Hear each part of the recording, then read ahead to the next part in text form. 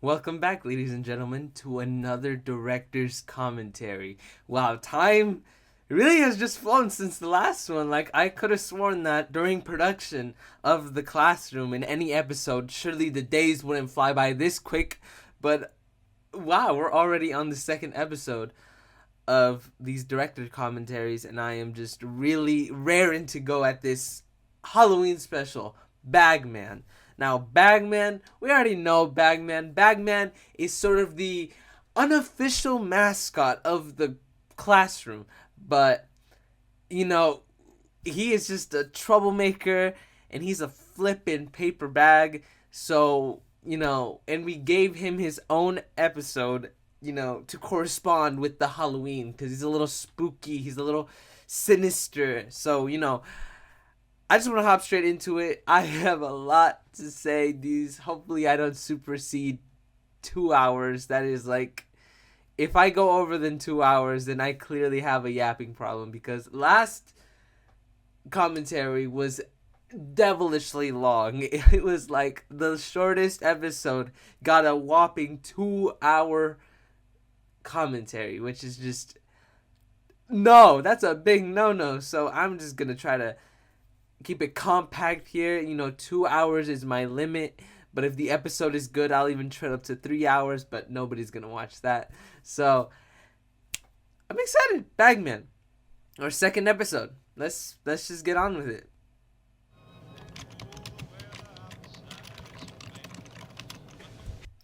It it it there's like there's opening shots always have a lot to say about them. So as you can see, we are not starting off with my theme song. Better yet, we don't even get to see the dissonant theme song this episode. Praise the Lord, I've gotten backlash over that discordant theme song, and okay, I guess. But this thingy is rather an intro, as you can see typed down right there.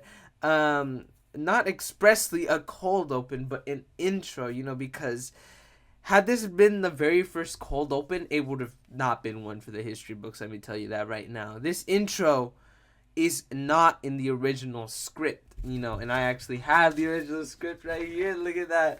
Marvelous. I have the signature right there. So, this isn't. I'm realizing this is my old fashioned signature. It doesn't have the loop on the L. But I digress. As you can see, it just hops straight to scene one. And don't worry about this part, but this intro is not in the original script. So not only did we concoct this in one morning, but we felt it necessary to deviate any norms for this Halloween special. And once I pieced it together in my mind, I knew how it would end. So we had to give this epilepsy warning. Through the loudspeaker, you can hear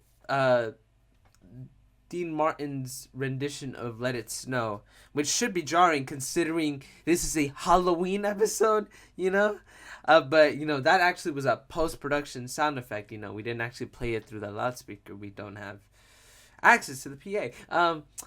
Yeah, and it really sounds identical, does it not? I'm kind of have a knack for that sort of audio thing, although my DP, my director of photography, is the one typing out...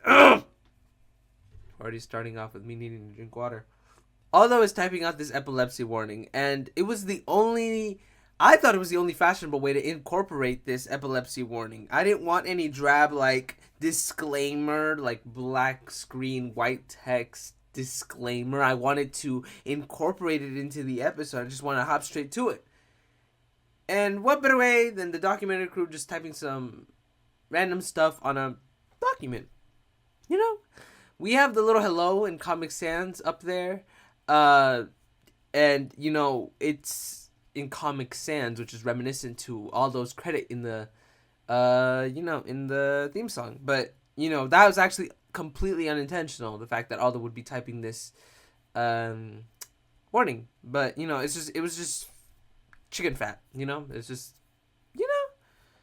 And the last episode, I talked about how selective font is critical to establish a theme. So obviously I wanted the most spooky font that Google Docs had to offer. And Nosifer is the one that you see here. Funnily enough, it was introduced to me by my ex-girlfriend, you know.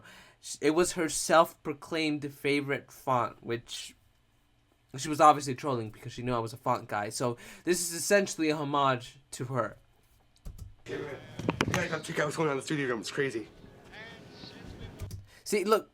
Okay. So the November 1st title that we see here on screen is essential for the upcoming gag to like fully indulge you. Otherwise, every audience member would have been lost. It's one of the very few, if not the only, titles on screen. You know, since this is a mockumentary, you know, I wanted to stray away from ever altering or superimposing the raw footage. You know, in The Office, they never did any like fancy texts or titles during episodes, if I recollect correctly. Yeah. So this shot took us a few takes to execute, considering that Aldo had to type in the warning successfully before Zach made his cue, and you can also see that in this take, you see that Aldo botched the word warning, but autocorrect came in clutch for the take. When I resume, you'll see that there are a lot more moving parts that eventually led to more problems. Also, phenomenal acting from Zachary. Like, I told him, I told you guys that I want him to be more prevalent, more vocal, and, you know, he provided. See, okay, look, having those two right there gives a sense of like seamlessness, you know. Later on, you'll see what I mean. You'll see what I mean by that. But you know, at that point, we had decided that Kainoa sitting there was just gonna be a running gag. You know, that no matter the occurrences or bedlam that occurs in this class, we'll always manage to spot him sitting in his assigned seat, which I think is just absurd.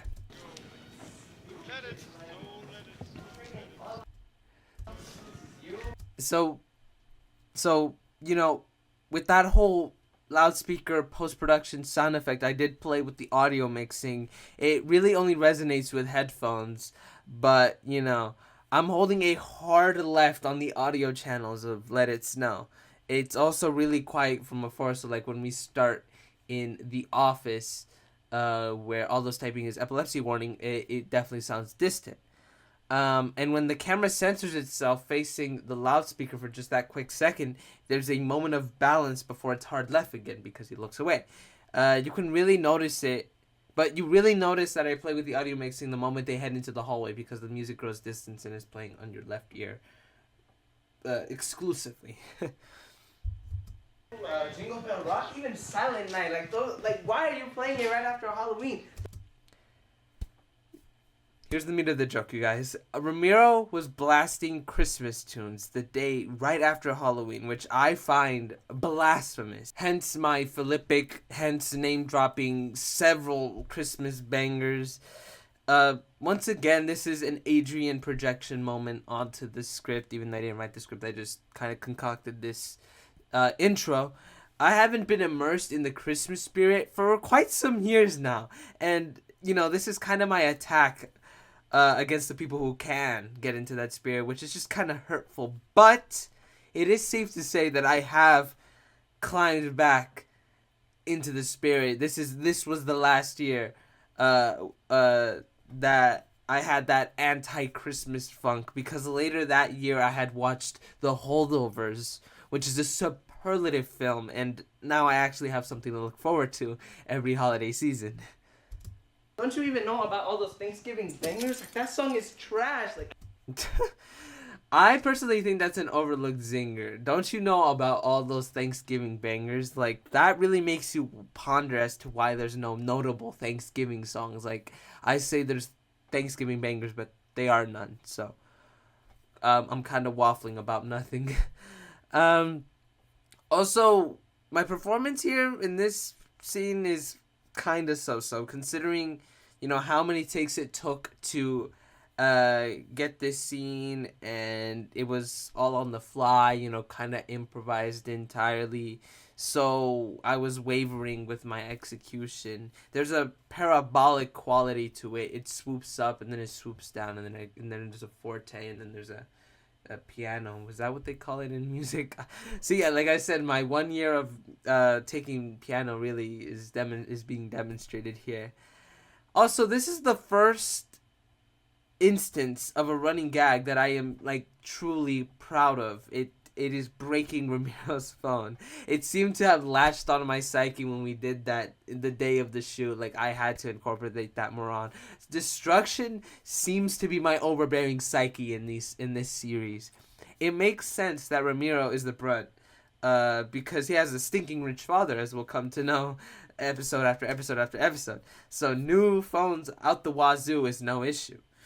Just a circadian routine. His phone gets broken during school hours. He'll just come to school the next day with a Hello Kitty flip phone. And if that gets broken, he'll pull up with the iPhone 16 Pro Max the following day, and he'll just be nonchalant about it. But what Ramiro isn't nonchalant about is this scene. He had to cover his face in fear that he would ruin the prolonged shot. And also, he couldn't stand the buffoonery, which I understand, but it also makes him look more in agony than a scapegoat. I swear to God, I'm gonna put a curse on this whole classroom. Like, I can't with this. It's so stupid. Woo!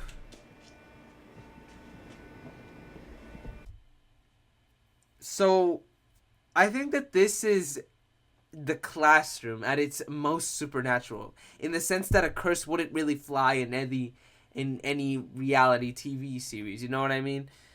It's reality. It's obviously there can't be any like abnormal fictional like aspects to it, but this is Halloween, so we just threw that out the window. As you can see, I mandated Aldo to flee within a certain word of my Philippic, so and then within him fleeing, he positions the camera on the exit sign so we can blend another shot in like a transition. So, and one day before the classroom was even conceived, I stumbled across a membership called Film Crest Plus, which provided all these really nifty filmmaking essentials such as SFX and stock footage. I managed to get a bunch of that stuff for free. So, in a branch of their sound effects are these hits that are just really ambiance inducing. So I naturally utilized one, as we saw from the cut between one shot and another. And it sounds great. It sounds haunting. It sounds daunting. And people loved it. People loved the transition. It wasn't a flawless blend, but it was the best blend we could get, which sufficed even by my standards.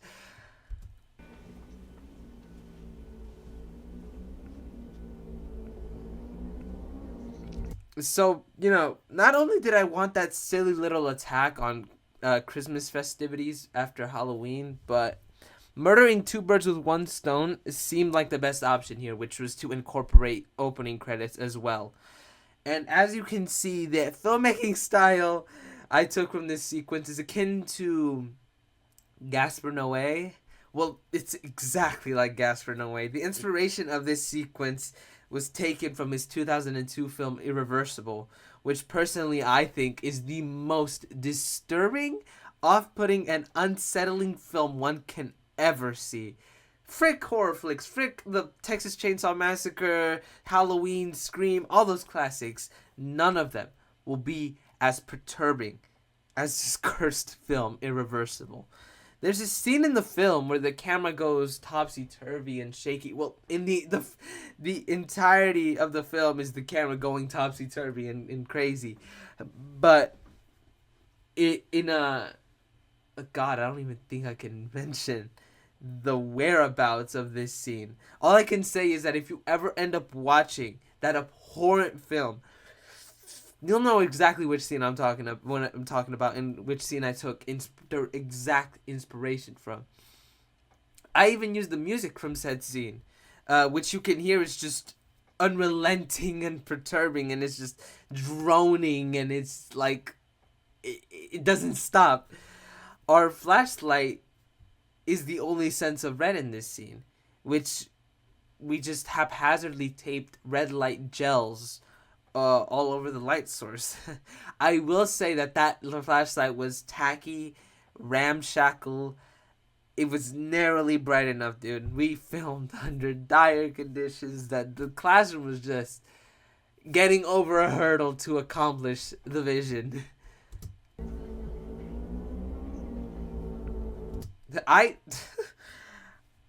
Viviana having Ice Spice pulled up is, I think, the best bit of comic relief that could have been added in this rather stirring intro sequence. And it was her idea, by the way. If only she had contributed like this for the rest of the series, who knows what lengths this series could have been taken to.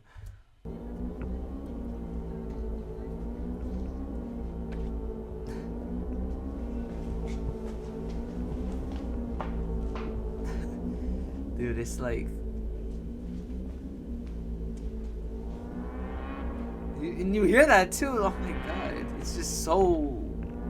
You're so agitated by that sound. It's like I'm definitely agitated from the sound. I mean, it just sounds like your normal spooky music, but if you actually see the source film, then you will just be bewildered by the fact that this song and this inspiration is embedded into my series, which is family friendly.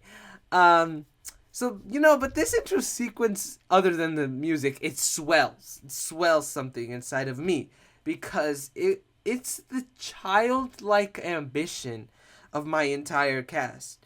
The pilot had been a hit. Everyone's raring to see what's next. Everyone's raring to film what's next. It was extraordinaire, really. And how do we express that? By doing our own version of Andy's Coming, essentially. Also, all those legs are another excellent nugget of comic relief. Unfortunately, my double take was not authentic on that take, since it took double takes, which means several, because, play on words, to get it executed. Everyone must have been laying comatose for like 10 minutes. So in my first take, my double take was very genuine. Like, I saw his feet and I almost burst out laughing, but it inspired that spontaneity for, future takes, so when I do see all those legs, I'll double take, because, but I just ruined that magic for you. That's crazy. And I realized that I gave him a proper credit with a proper font. This is the only episode where we get to see that. Or actually, no, I take my words back. I redact everything I just said. We'll see in a future episode.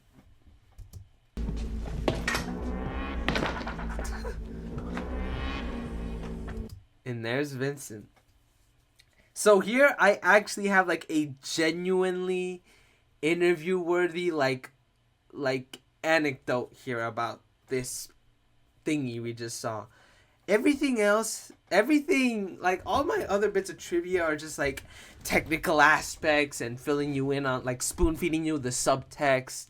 But this is something that you would actually see at like the top of the IMDb trivia for this show. So you can see that Vincent here, he's just chilling by the doorway. He's just laying down there. And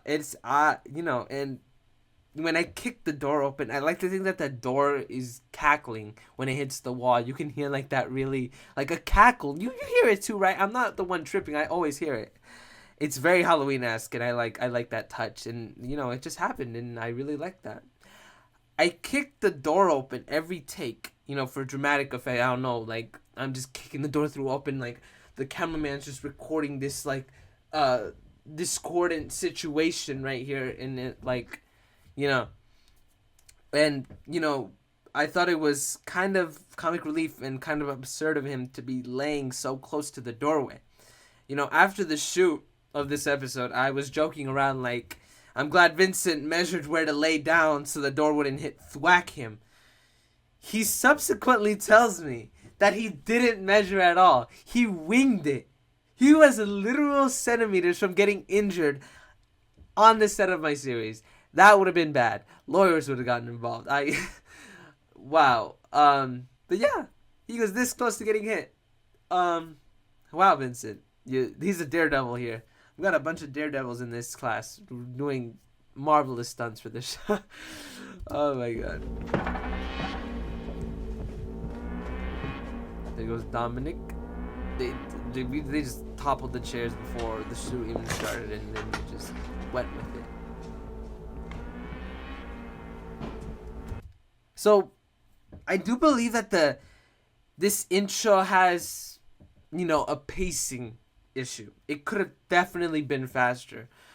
But, as the cameraman of this shot, of these shoots, of this sequence, I didn't want to seem like I was brushing through the ensemble. I really did want to give the audience to marinate with each cast member, because we're just getting started with this series. You got to get to know these characters a little bit better. So what better way than to just stay a little longer with them? And I also thought it could work really well for like an insight of the structure, the layout of the classroom. For the people who actually haven't been in Mr. Cummings' class before, it allowed to reveal the landscape, and I think that's critical for to get to know this classroom to a more intimate level, like if you were one of the students.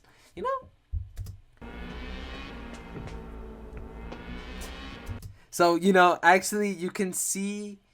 Here's a little bit of trivia. You can see that tiny Halloween machine in the previous episode on his desk. That just shows how far into September we were in by then, and that Mr. Cummings was metamorphosizing into Halloween. He had already purchased that.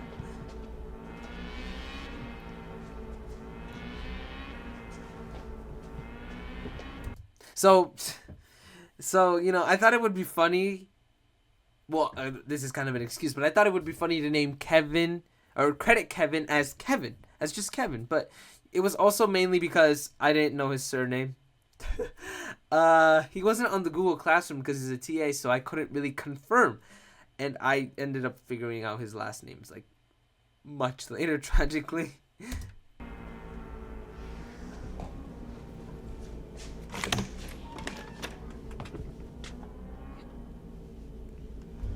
So, look, it's like, ever since Mr. Cummings pointed out this freaking goofball smiling, I can't stop noticing. It kind of irritates me how hard he's smiling. To be fair, I would have also cracked under pressure, but, why do you think so many people hid their face?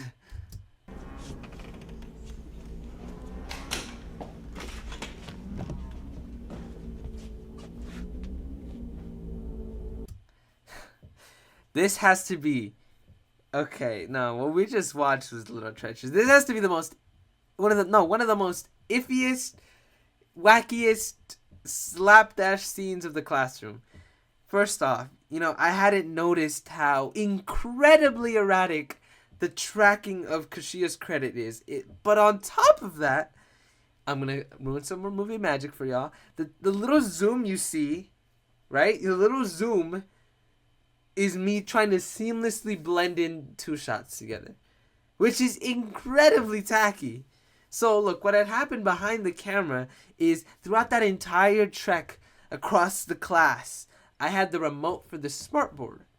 And the plan was that after the last credit, which is Kashia, to surreptitiously turn it on. To concoct the transition we'll soon see. This is tacky. So tacky, dude. Like... No, because this is not even a separate shot, I believe. I do believe it took me like 15 seconds to fumble the remote out of my pocket and just click the power button while also trying to steadily film Kashia. It took way too long. This is just a little botched. But, we made do. We filmed under dire circumstances, you guys. See, and then we just hid into the light. Don't go through the light. We're going through the light. So, and you just saw that red light there, right? I completely despise that red light. I should have turned it off. I should have turned off the flashlight when I got there, dude.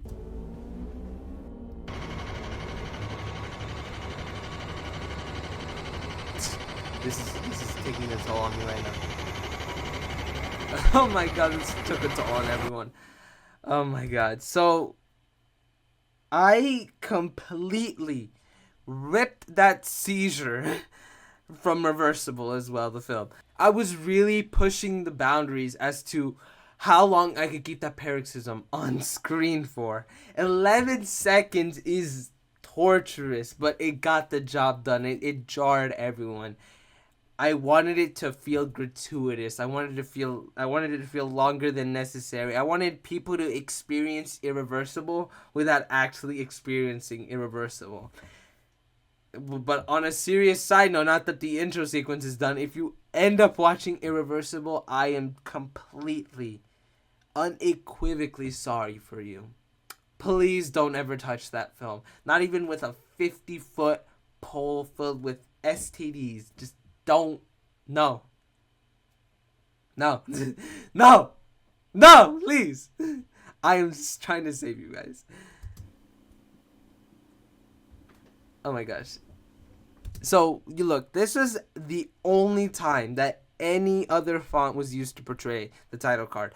I you not when I say that this name, the name of the font, the name of this font is I Love COVID-19. Whatever happened to minimalism and professionalism for fonts? And it fades out. Then we pull back from a studio light. See, look at that transition. Oh my god, I had that planned out of my mind and everything. And yeah, we were just lingering on a studio light that whole time, so we cut from that seizure into a frame of the white of that seizure to the studio light. I wish I could have tweaked the auditory aspect just a wee bit, because you can definitely hear the ambiance of the studio room. So I would have definitely liked to change that. Regrets, man. There's a couple regrets on this episode, so we'll get to that in due time. Scene 1, take 1. So this shot actually took like 6 takes, because I think Kayla's the first one to walk in, so I instructed Kayla to like count to like 10, 15, because I needed to hold onto that studio light for quite some time. So I told her to count 10 to 15, somewhere around there, and then she started walking, and then everyone follows in and goes into their positions. And everyone had to walk at an even pace and detect the cue, and then know their positions, and then it ends with Dominic marking, and Dominic is not the best nailer at his lines. So to basically have him as the final stretch of a shot is... we were playing with fire here. Hi, my name is Viviana, and I will be the anchor for this Halloween-themed episode. So, okay, look. Here we have Viviana Lopez, a rather underutilized ensemble cast member. Two girthy Blackmagic, what are they called? Blackmagic studio cameras are facing her direction. The 4K Pro G2s. We also had an attachment mirror thingy connected to said camera that allowed her to read off of a teleprompter that was connected to a monitor of the same camera. I can't even begin to tell you how many times he had to reiterate this monologue several times, much like how this episode will soon demonstrate to us. Since I was a kid, I was always told that black cats were bad luck. Okay, like hold on. So we have Kayla Savage here, another rather underutilized ensemble cast member. Both of them had such a dynamic off screen. They would always chat with each other. And Jaden Mull, as the writer once again for this episode, was on the money to give them that screen time, much to their dismay and apprehensiveness. The look that she gives right here, though, is totally unscripted. It's like nuggets like these that just really showed how much potential they could have brought had they not essentially been camera shy. Because there was nothing to be humiliated about. This show was a hit. Now that I am older, I know that it is just a superstition. We captured several insert shots during Viviana's monologue, so so I could just blend it in while it's not just Viviana's focus. And I felt that the only one with Bagman was the most prevalent. This is his episode after all, so we're already establishing his presence as a character. But where did it come from? And is there any historical evidence behind this myth? That's what we'll be discussing today on our segment about black cats. If I back it up. Cut. Okay, So the topic for the Halloween special portrayed in this show was all Jaden. So Jaden has a fascination for the spookies, superstitions and tarot cards. She was even the one who ornamented the desk with those two outstanding trinkets. No offense, Jaden, if you watch this, that I just called them trinkets. But yes, she did indulge herself slightly in the script, hence the endless waffling about the black cat. A lot like me, she tends to project what she loves onto the script, which is what I think every writer should aspire to do in their projects. Otherwise, the project isn't fruitful, methinks. I think it should just be something that fascinates you completely, so it allows you to branch out into visions that you didn't even possibly fathom you could achieve by writing something that was lackluster and didn't really fascinate you. You know what I mean? Also, I received a lot of backlash from my cast for this shot. As the DP, I am dismayed, dude. People did not like this perverse close-up of Viviana. Sure, it doesn't contribute much composition-wise or story-wise or anything-wise, but it's perverse. And sure, one could argue that at some point perverse is just not worth it, and it's hurting your shot. And to that I say, I think that this is one of the more iconic shots of episode 102. You're welcome. But I can concur that the zoom out is atrocious. We had just learned about the zoom wheel, which is a game changer for the whips, but this was not a way to introduce it. Oh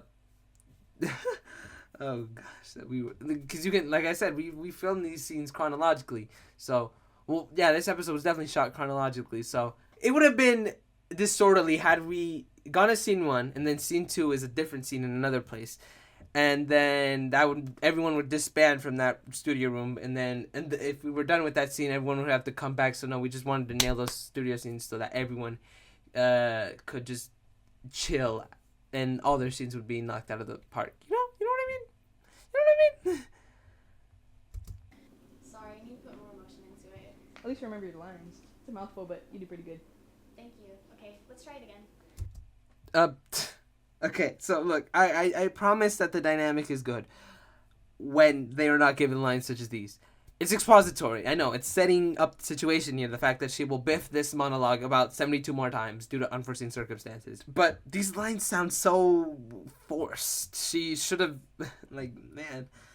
she should have nailed this first shot. Like, I'm talking about the show. Viviana, the character, should have nailed the first shot of this monologue with that emotion, and nothing else would have ensued. The Bagman episode would have been cut short. There would have been no Bagman. This would have been called Ways to Nail the First Scene of Your Halloween Special or something. The Classroom. You know what I mean? Hey there, this myth was completely unraveling to make, so don't do anything about it.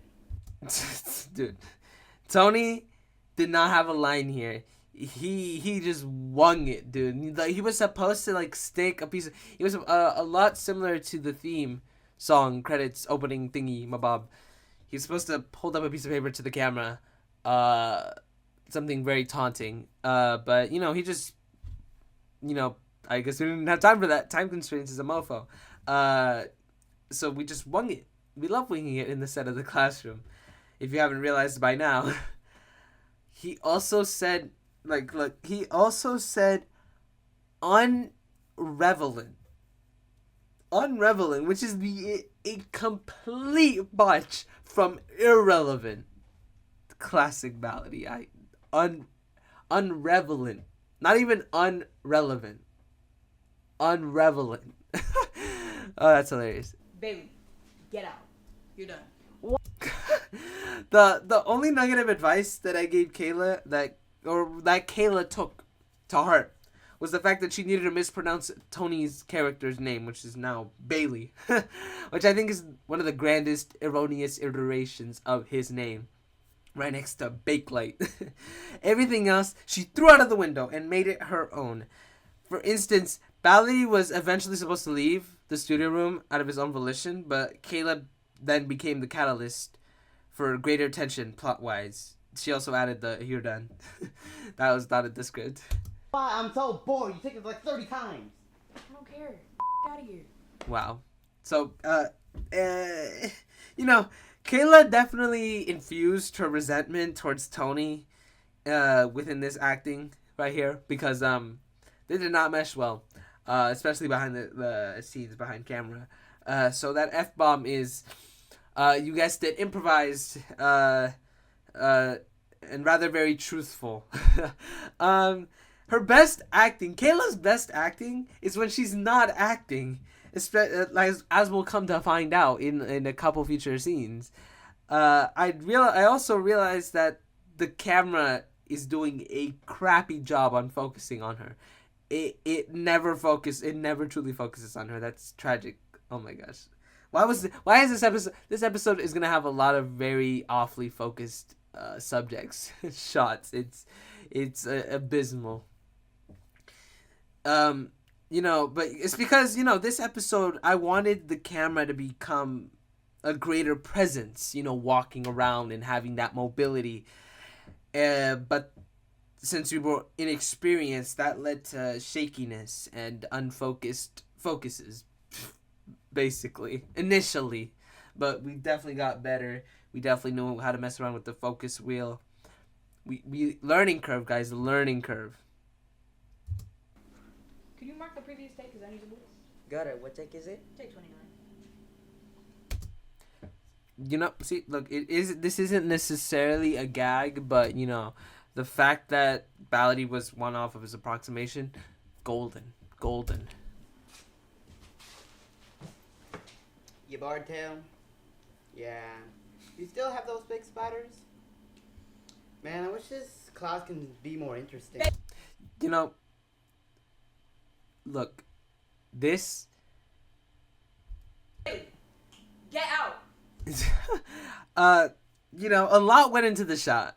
Really a lot. So, obviously, I tackled the rule of thirds here for this shot's composition, heavily inspired by a shot from Monty Python in the Holy Grail, as you can clearly see. Eagle-eyed viewers will also notice that the lights were dimming as Baladi and Bagman were conspiring, but then the illusion was broken by Kayla. I think I prompted Kainoa to man those lights because he was the one manning the teleprompter as well, from the adjacent control room. So at the moment Kayla breaks the illusion, the lights were to be recouped instantaneously, which kind of failed. It should have happened the moment she said Bailey, but you heard that she snapped, which by then, the moment she snapped, the lights went up, so her snap clutched it all up to make some lick of sense. But in post, I realized that dimming the studio lights barely did anything to the raw footage, so I messed with the exposure as well in edit, and this was the final product, essentially. Fine. This is dumb anyways. Oh, goddammit. Friggin', okay, Dominic getting stuck was not in the script at all. This is also before I realized that goddammit was not allowed on the network. Damn it is, but not the god. But the word is out. And frankly, any word can get... I'd like to think that any word can get out scot-free if the situation is lighthearted enough. For instance, I truly think that this shouldn't be penalized because Dominic was stuck. It was kind of funny and kind of unexpected. So, please don't crucify me, Twin Rivers, Unified School District. Please. That guy is so annoying. Can we start a petition to kick his out of his classroom? Because that is actually getting so annoying. God. The way he just walks up to the camera and then just starts ruining the whole film. Who are you? Oh my god, that entire tirade was improvised. It was one take too, if I'm not mistaken. Me and Jaden took a good look at the script and realized that there was still no breathing room for an interview. Like, we hadn't gotten an interview yet. So we crammed some as a great segue. And the rest is quite literally history. And as it wasn't even written on script. We just had prompted them to just throw them in the interview chair and have them say something that corresponds to the situation. This is one of the best performances, I do think, in the entire series. And Kayla wasn't even acting. No, she wasn't. She wasn't reading off of anything. All she was guided with was the fact that she needed to diss Ballady out. But as I said, this totally was not just a verbal attack at Ballady, but rather, beef and whatnot. Yeah. And when we had a test screening of this episode a day or two before release, with the cast, because I would share the cast in the final product. Everyone would be raring to view it because they wanted to see how it compiles in the end, how it looks nice at the end. The word ass was still uncensored. Mr. Cummings gave a big no-no to that. I did not know that. Kayla stacks up the bleep count for this series, which Mr. Cummings cringes internally every time he hears one. Especially ones in such rapid succession, I think is not good for his well-being. Bro, don't talk about my glorious King Bailey like that. Oh my god. This subsequent interview was given birth solely due to the last one, so I really don't know who was the enabler of this scene. I really want to say that Ramiro was the one who had this idea because he clearly had it scripted out in his mind. Like, I didn't tell him much. But as a rebuttal to what Kayla had just said, I'm pretty sure he was also in the room when this happened. But I gotta say that I dare say this is top 5. In the top 5 of the interviews in this entire series. The glorious King Bailey. Oh my gosh. Ramiro sometimes nails it, dude. It is great. Best actor in the show, maybe ever. Okay, now look, best actor in the show is sort of an inconsistency. What I think he's saying that he's the best actor of the series, The Classroom, which is a big no-no for the fourth wall. But, I'd like to shrug it off by thinking or by saying sometimes, because sometimes I have to explain. Well, no, I've never really had to explain this to us. I'm explaining to you now. So I think I like to say that he's saying that he's the best actor in whatever they end up filming in that TV and media class. You know what I mean? In the show, in the universe, Silly hiccups can occur when you're improvising and you don't even realize. But I can be the justifier of every sort of consistency that is feasible. Oh, here we go. Bagman! So here we have Bagman in its unadulterated glory, dude. Jaden specified that in the screenplay for him to be bathed in red light. And I did as such in post-production, because there was no way we could actually get a spotlight of red on this guy. Because lighting is difficult in a shoot. Lighting do be difficult. The bass that you hear is actually supposed to be him speaking. Bagman is actually voiced by Jaden Mull herself. She took a clip of her speaking and she slowed it down to hell, and that is what you end up hearing. So basically, as you come to see in the blooper reel, this entire shot was filmed with the camcorder upside down. So we flipped that entire imbeciles cannot see how much fun we can have in this class. Right, Bagman? Good idea. See, I put Bagman's very low voice, I put his voice very low as a response, as if it required undivided focus to hear it at its maximum. You know what I mean? Yeah, Bagman, I'll go get duct tape.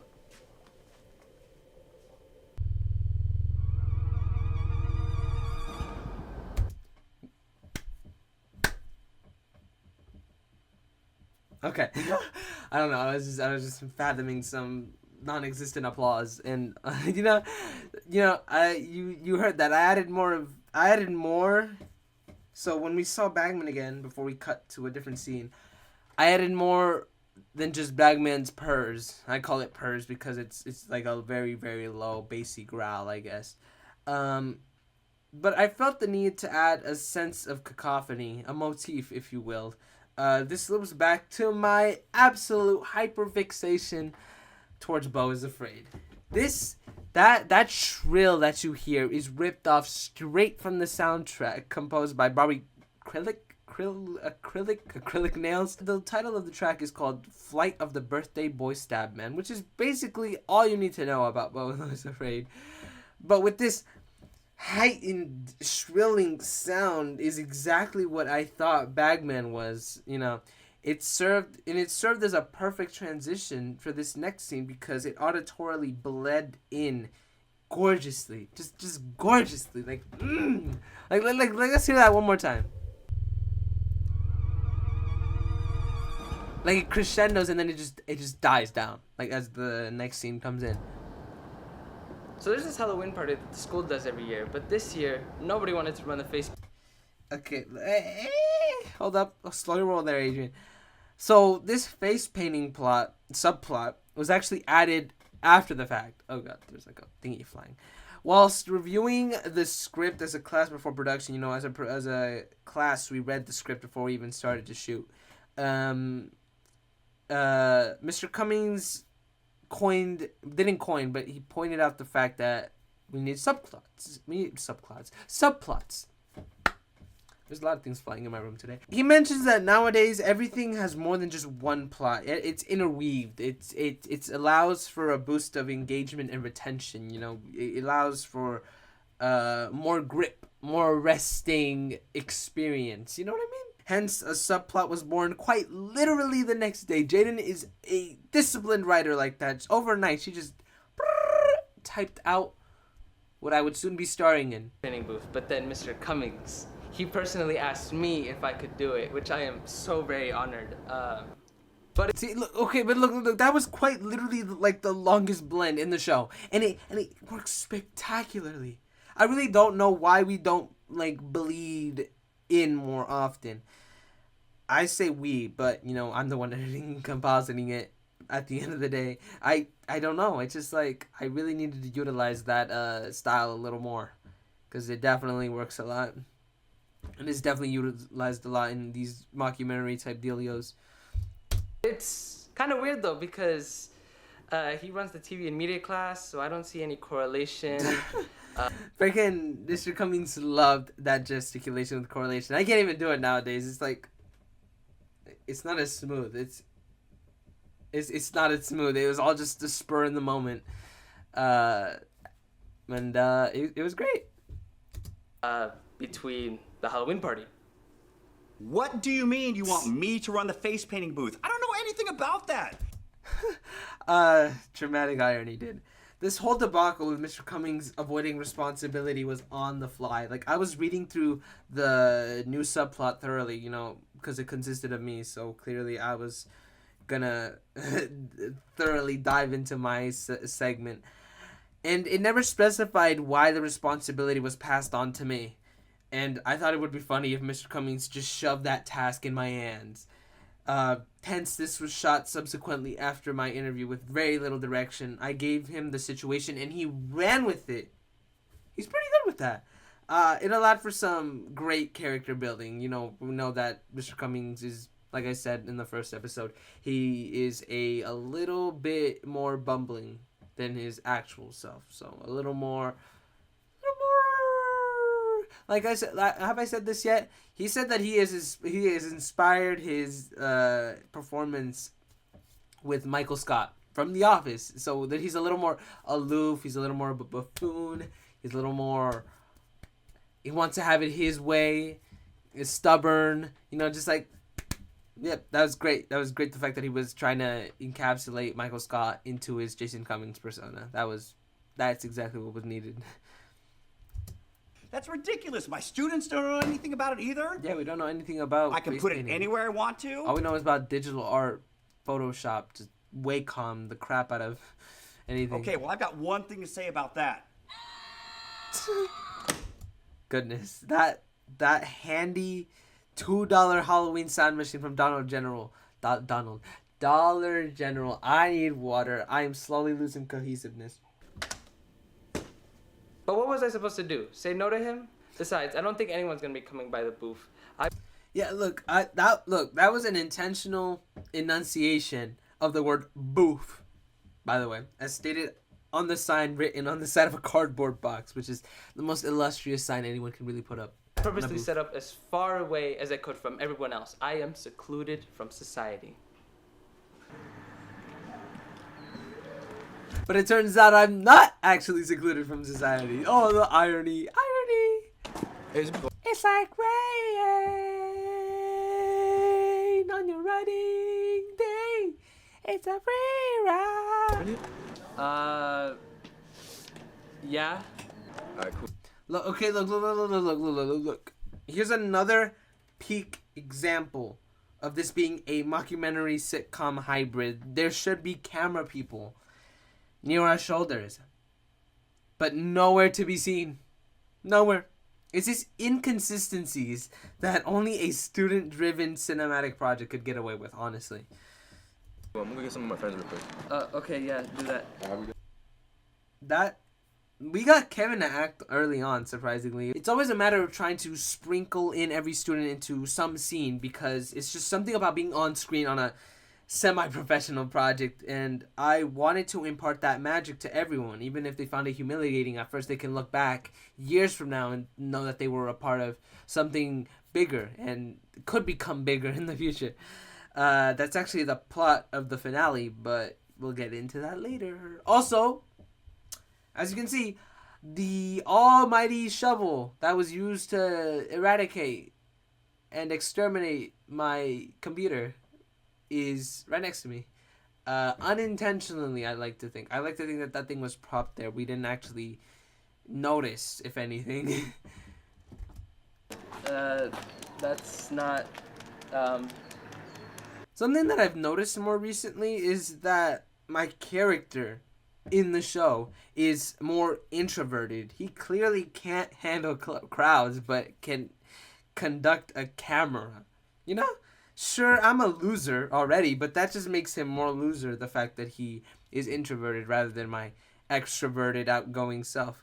You know, we only see him interact with his niche group of people in his TV and media period, but it is up in the air whether he's actually extroverted in any other period. I love the face, how it just transmorgifies into... That's bad. That is bad. Oh my gosh. I kid you not. When I told Aldo to come into the studio room and set up the camera for an interview, nobody else knew about what I was about to do, especially Aldo. It just crashed into my brain. It just crashed into my brain, and I just went for it. For Aldo to have remained silent during this outrageous action is stupendous for me, so kudos to him. Also, notice the shirt. Clearly a different shirt from what I was just wearing out in the booth. I can justify that. I'll justify it later, but, you know, I love to make mistakes, but it tends to happen an infrequent amount. Oh. Bro. Bro, that is just so... Oh my god, this is... Awful. That is just right in the kisser, bro. I am very proud of Aldo for actually keeping his composure during this shoot. And it goes without saying that this is one take. And perhaps some of my best acting right here. I kept the paint on too for the rest of the day. For quote unquote promotional reasons. Needless to say, I scared a lot of people that day. I really did. I think this is the consummate moment that proved that I would do anything for the filming of this show, to be the brunt of outrageous actions and physicality, dude. Cats were bad luck. Now that I'm older, I know that it is I just can't like... hear you no more. Did you unplug the cable? Nah, Wait. touch it. Zoom in. You talk again? Zoom out. Hello? Yeah, there's nothing there. I'll get another microphone. Look at that. Marker also falls right there. That right there was a 20-second shot. And that took way more takes than it needed to take. The amount of takes were breathtaking, you know what I mean? It's like, I just had so many takes there. I have somatic satiation. Yeah. So yeah, no, I'm losing. I can't even speak anymore. With all those takes that it took, it did allow me to improve the camera work each and every time. The mobility of the camera became more viscous. Like I definitely knew where I was going and how I would present the composition within every whip. And yeah, that definitely helped a lot.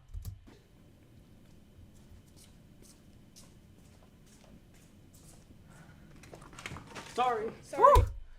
And 6.5 minutes in, we are introduced to Jaden. She's much better of a writer than me. I would have tossed myself in my own writing in the first few seconds. She was patient enough to hold herself in for 6.5 minutes. That's great of her. I just threw the door open. So, look, you can see Halloween door handles, swingy thingies. That's what I at least like to call them. I do believe I credited Jaden as a set decorator this episode because all she did was bring exquisite Halloween props that she adorned into each shot, and I enjoyed that. And also the Halloween sweater is actually one of the best fits of the show, hands down. I'm just getting candy corn vibes, which is just gnarly, dude. Like, oh my god, did I just get a candy corn with no white? I just got a candy corn with no white. Can you believe that? That is just... Here we go. Can you tell that this is not Jaden?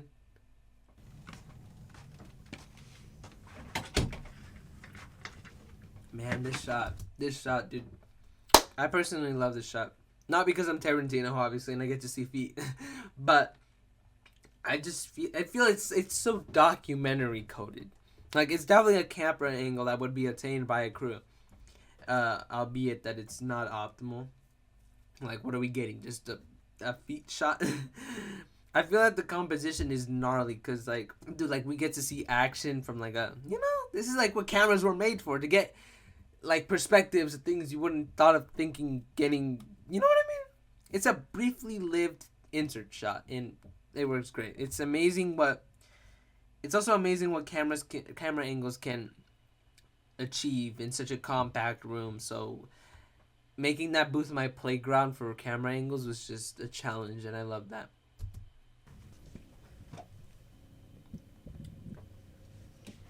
I think you can tell that I tweaked the exposure of this shot right here. Like, it's definitely much lighter, much exposed than it should be. It was too dark in that room, and there was not enough light. It was a travesty. So naturally I had to amp it up. Why are these computers like 40 million years old? That's very true. That is very true. The takeaway here of what Jaden is saying is basically that Adobe programs are abysmal and they will conk out on you. It's somewhat true. And also that these computers can, like, yeah, they're 40 million years old apparently. And then she snoozes away. Oh, snap. Like, look, okay. What is more festive than Michael Jackson's Thriller? In case you haven't noticed, this is supposed to be playing out of a speaker. You can hear it. Like, you don't need headphones for it to actually resonate with you. But it was done in post. There was no actual speaker. But I do believe there was a speaker somewhere in that table. We just don't get to see it on screen, tragically, to solidify that point. Also, these extras look like the most stiff NPCs. I am so sorry, but it was great. It was a great experience to have extras for once that weren't part of our actual classroom, our actual period. It brought inclusion to other parts of the school. We wanted to imbue immersion into, for any viewer of the school, from the school, they could potentially see an extra that happened to be a good friend, you know?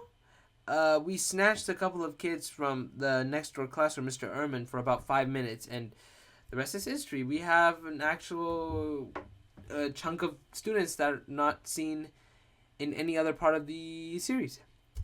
How's it coming along, bro? You wanted a tiger, right? Yeah. So this is perhaps the most valiant thing that Kainoa ever did for the production of the series. Cody, the other TA apart from Kevin, was actually supposed to be the one to get face painted, but he was absent. Oh god, I just bit my lip. He was absent that day. So we had to take someone else that wasn't preferably like a prominent part of the show. Kainoa would be excellent. And was excellent. And I'm pretty sure that we had to goad him with some extra credit which was fine by me. I wasn't the one distributing extra credit. He let us butcher his face, and that really just sealed the deal. Like, I'm so glad it looked as awful as it was on a guy who seemed like he wouldn't do that, but he did, and it works great for the series and works great for morale behind the scenes. It was nice. It's going pretty well. I'm sorry in advance, alright? But I think it looks pretty good. I think you can come across as a tiger who just ate its prey. Also, if I'm not mistaken, I think did we use a silk? I think we used a silk for these scenes. That's great. That's great that we're using a silk. Wow. I'm glad I noticed. I'm glad I caught that. Yeah, the tiger who just ate its prey line was completely improvised. Like, he definitely had much more red than orange, which was somewhat intentional. I painted him exactly how I would in real life, which is awfully, because I'm not very artistic like that, especially when it comes to brush strokes and whatnot. Life imitates art in a sense. This is quite literally the perfect saying for this. Oh. Oh my gosh. The music stopping was the non-existent needle drop we needed for this moment. All you could hear is the outside world and the weight training room adjacent to this set. They were loud sometimes. We filmed under dire conditions, if you couldn't already tell. Wow, you suck. Okay, look. Okay, this shot is everything. First off, the composition is fire. The fact that we still had my head in frame and the entire crowd just perfectly clumped up together is mind-boggling. Second off, this extra looks a hell of a lot like Ramiro, just with funky hair, He extra'd so hard in this scene. I salute him, as well as the guy to the right. They definitely had the right idea to make those stifled face expressions. Third off, Baladi's "Wow, you suck" was entirely improvised. So much improvisation this episode. It's marvelous. There's actually a bunch of improvisation everywhere in the series, and I don't know how many times I'm going to say improvised or improv in this series of commentaries, but I would love to have a counter, so eventually I'll count all the times I say improv. But I was unaware that he was in the crowd during this shot, so when he popped out, it was such a surprise, and it took me so aback in the present that I just thought that he ruined the shot completely. But when I looked back at it in edit, it was a grandeur masterstroke, dude. Which leads me to my fourth off, where there is someone in the crowd who subsequently accompanied that improv with a what? They were just so shocked. Don't know who said it. I don't know who said it in the crowd, but that was just the cherry on top, dude. The fact that someone was taken aback by Tony's bizarre character from the crowd that we hired is everything, dude. That marvelous. Oh God, I can't paint. Look, once again, the shirt changes. Okay, let me justify my shirt change inconsistency. Here we go, guys. I'd like to think that I switched shirts, to not get the paint on me. You know what I mean? Like, I switched the shirt to, for that reason, to, my paint shirt so it could get messy, and that one was just my normal shirt. The justifying goes crazy here. But, Bro couldn't make up his mind as to which shirt he wanted to keep. The last time I held a paintbrush was in kindergarten, and I drew a frog that looked like some sort of green rock with gum stuck to it. I'm gonna get fired for a job I didn't even want. How is that possible? How is that possible? Mr. Cummings praised my acting here, and I was just so proud. I knew I had stepped up from the pilot in terms of performance-wise. I saw a glimpse of my Hollywood career the moment he lionized my acting. I just saw it in big neon lights. Also, I must mention that the subplot is professedly a true story that happened to Jaden, so she incorporated it brilliantly into the script, and I am glad that she entrusted me to reenact one of her notable misfortunes, enough so that she projected it onto the script. Scene 1, take 57. See, look, I at this point I definitely started to take leaps into absurdism into this series. Dominic marking these failed monologues was not part of the script, so we definitely had fun with this. 57 takes is absolutely inane. Action. Hi, my name is Viviana, and I will be the anchor for this Halloween-themed episode. Since I was a kid, I was always told that black cats were bad luck.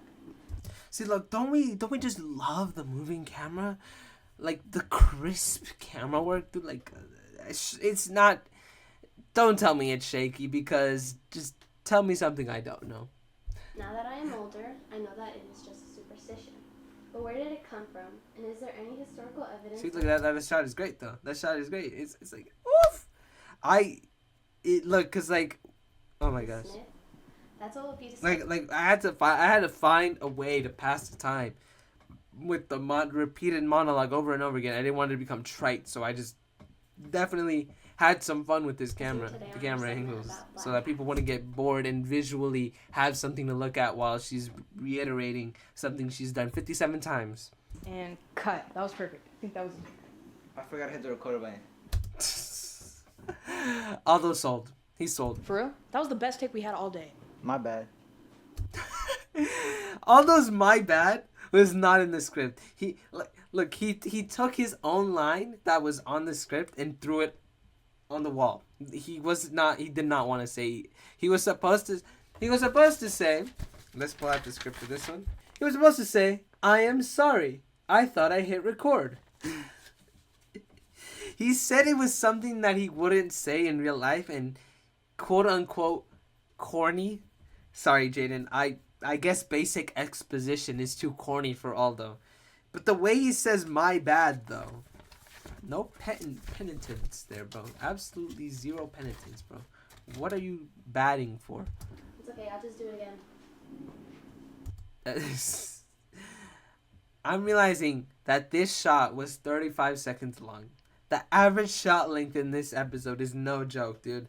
It allowed for these studio shoots to go by faster than they needed. They needed to be succinct because obviously we're conglomerating a bunch of ensemble here, and eventually if we took too long in these scenes, the wardrobe would be out of whack, and morale would definitely just drop in general. So I think it took us 3 shooting days to complete everything we needed in that studio.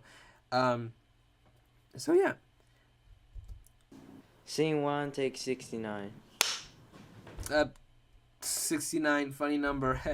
Also, can we talk about... I just noticed this. Why is the 69 so neatly written? Who did that? That 6 and that 9 looks so... like a font. It looks minimalistic as all hell. That's great. That's great.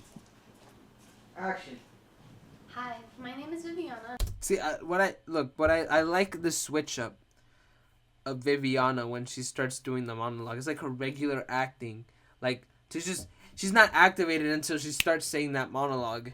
So there's an augmented sense of acting because she's acting her acting.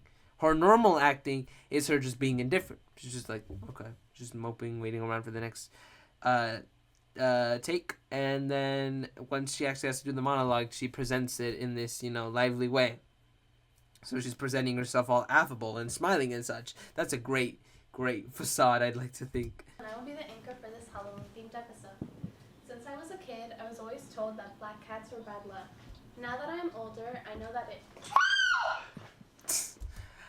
Okay, can you guess who yelled? Can you? I'll give you a second to figure it out. If you guessed that was Ramiro, you would be incorrect. It was actually supposed to be Ramiro, letting out the manliest of yells, but after several failed attempts, after several botched takes of being too funny, or something bad going wrong because dysfunctionality, we resorted for the cameraman to yell. Not Aldo. I'm not talking about Aldo with the black magic. Me, the DP. Yeah. Look, okay. Oh God, yeah. I yelled. That was that a power outage? No, I think the lights work. Dominic missed his, like, he didn't miss his cue, but he was so delayed right there. And I don't blame him. He had to finagle his way to noticing that the camera had whipped to him, and then he would start saying his line. And it was extremely dark in that room, so, but he should have just wang it and said his line hecka sooner. I think that would have worked.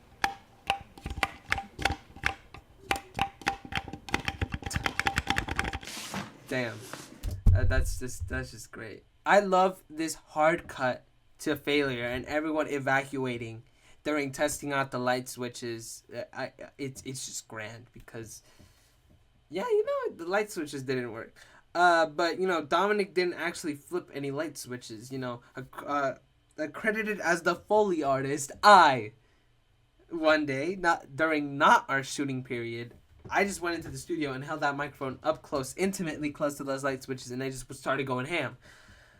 Had Dominic actually flipped those light switches, it would have illumined the room, and we obviously didn't want that. We didn't have any access to the breakers, so clearly we couldn't remove light off of that room, so we made do. We made do with post-production magic.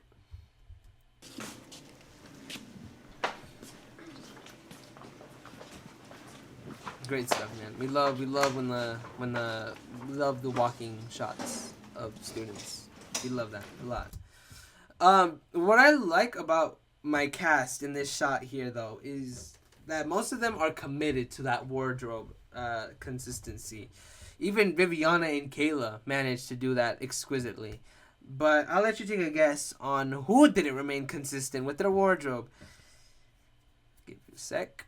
If you guessed that it was me, you would be incorrect, although you wouldn't be much far off. If you take a closer look at Ramiro when he's walking out, and you notice he's wearing a gray shirt. But if you look at him during certain studio sequences, I obviously didn't highlight this because I love to not point out my inconsistencies at times. You would see that he's wearing like different drip sporadically.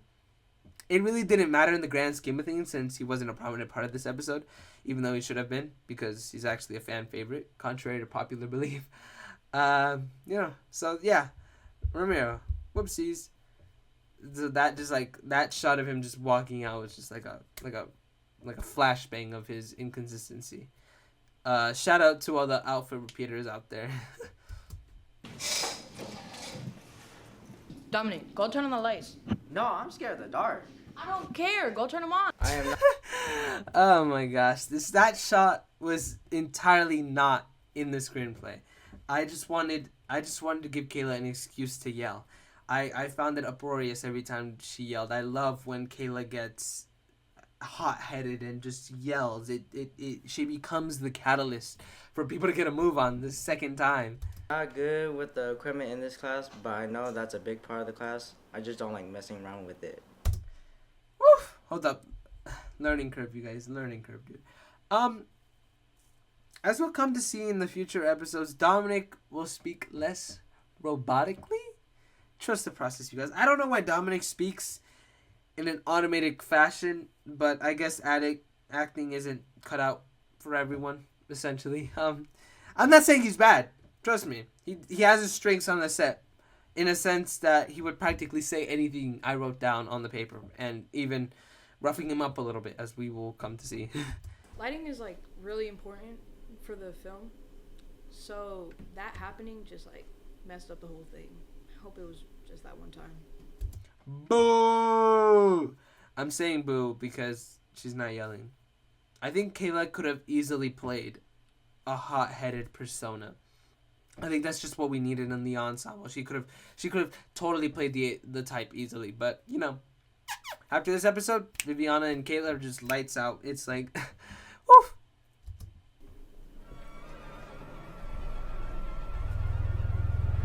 But that shrill comes in full swing, dude. And look at this. Whew.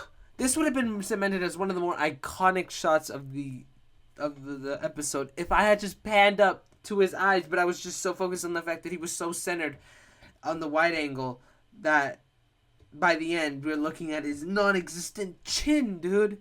Such a shame.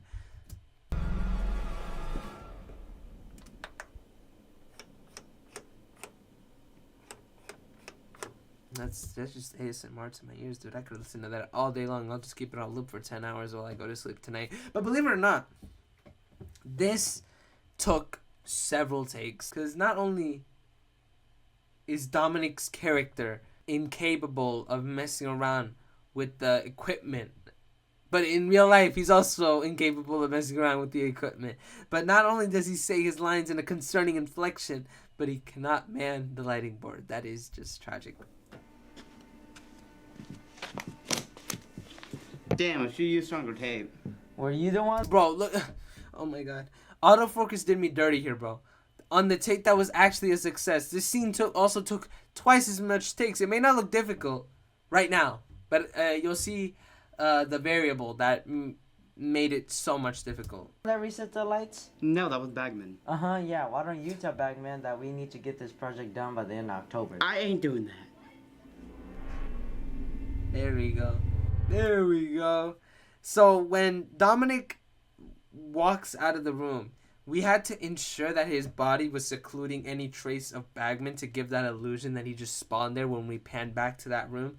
So his strut was choreographed in a sense. And then he had to nail his dialogue with Ballady, which was acceptable. And then I had to pan back to Bagman, which I love the sort of swell that when the red comes on, like there's this noise. It looks reverberated in a sense. And I reutilized the sound from the intro, not the shrill, because I didn't want to copy and paste the motif. I wanted to definitely add some variation to it.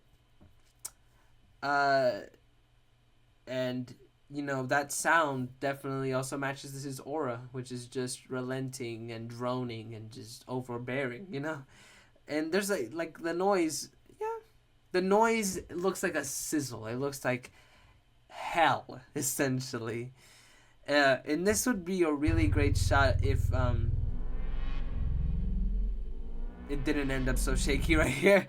And fanatics already know why it's so shaky. We'll come to see in a few. You're doing great, Bagman. Let's go to next step. Okay, look. That fade out of the color was great, but not the fade out of audio, because the audio just cuts. I don't know why it was so hard to put a fade out on the audio, bro. Get it together, dude. Or past me, get it together. Literally, dude. Also, the next step part of this, it was not in the script. It's a bit zonky too, because there's no it hasn't been a cohesive plan. It's just botch the studio recording in any way possible. But I'd like to think that a non-plan is a plan to Ballady. You know what I mean? The disorderly is a plan. You just make do with what you have.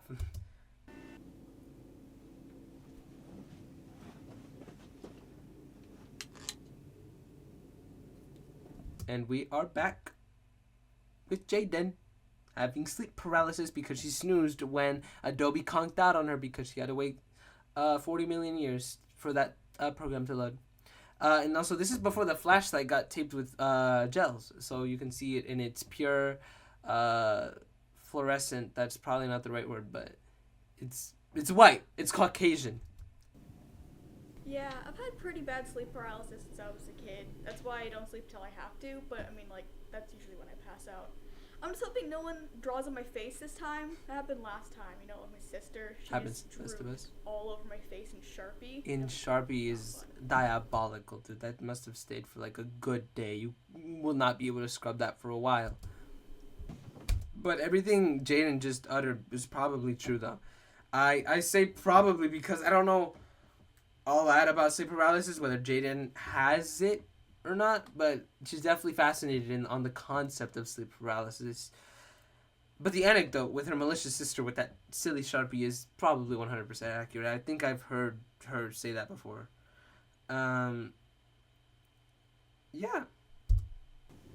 Oh god, I'm just poking out acne on my skin. Oh snap, okay. Sorry. So yeah, Jaden specified in the screenplay that she wanted the view outside the window to be barely visible due to so many hands on the window, Well, Jaden, we filmed under dire conditions. That would have been impossible, tragically. We also don't have the money for CGI, so this had to do. I couldn't tell you whose hands are who, but I want you to take a guess on whose hand is possibly Tony's. Just a quick guess. You know?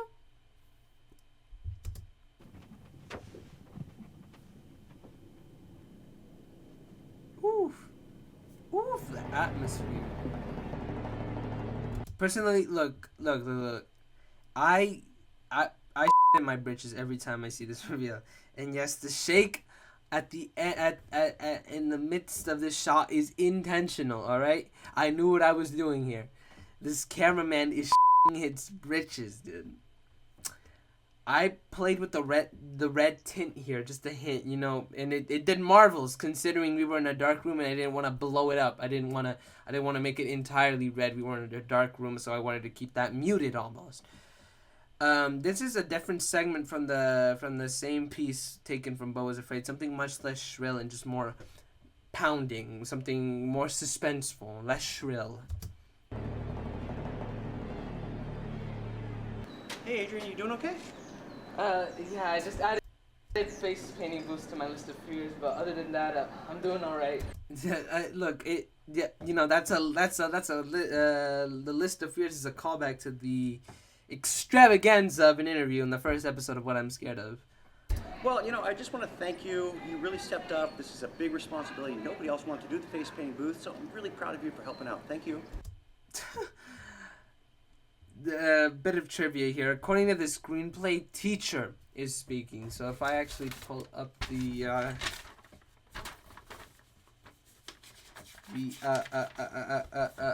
screenplay, and if I maybe hold it up against the camera, you'll actually see that it says teacher when we're yapping with little old me.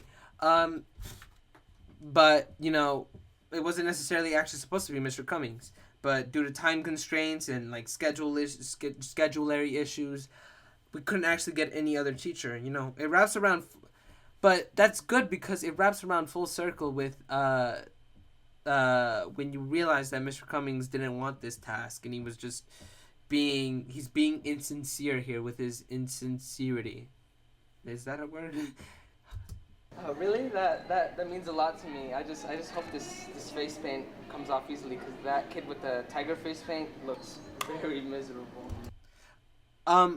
So something interesting that I forgot to mention during this production is that we went all out with the getup that I described last episode's commentary, where we would get the smallest mic cable, connect the microphone, and adhere it to the top of the camcorder with some gaff tape. We did not boom operate whatsoever in this episode. I do believe that there's also no boom operator credit at the end, so this is exclusively just the getup, and that led to a noticeable decrease in audio quality, as we would come to find out in the premiere. Mr. Cummings pointed out, and that's why we're a tad bit faint in this shot right here, because the microphone is where the camera is, and that's pretty far. We're not boom operating like we should have. We could have gotten Zach to be in the room behind me, and that would have been perfect audio quality. But alas, I couldn't even tell you the reason why we didn't boom operate. I think we were like, I don't want to say rushed, but I knew that the episode was a bit more bigger. Well, like it's almost twice as big as the last episode. So we had to, I wanted to make sure that we would finish it on time. So I think that was one of the best time-saving methods, but also that did lead with some cons.